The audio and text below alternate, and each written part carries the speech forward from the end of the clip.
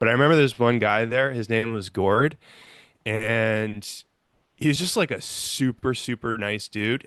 To me, he was the most jacked guy I'd ever seen, aside from my dad, of course. And he was super strong. I saw the way that he trained. He was squatting super heavy. You know, in retrospect, I'm not sure if is as heavy as I would think it is now. But you know, when you're like 15 years old and you're seeing a guy with at least two plates on the bar, you're like, wow. So I don't know how much he was actually lifting, looking back. But to me, he was like Hercules.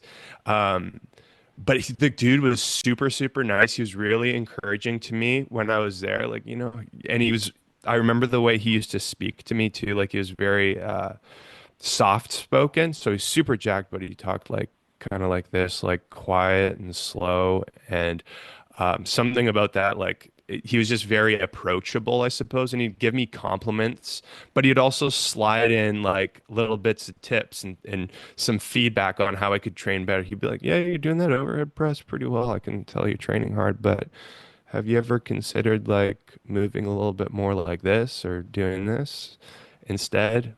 And I would pick up on what he'd share with me, and it really helped. And because he was so approachable and also someone that I looked up to, I actually took his advice to heart, and that really helped.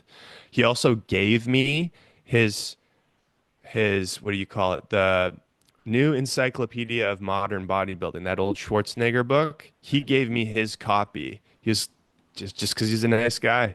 But yeah, he really had a positive impact on me, and I learned a little bit about how to train better.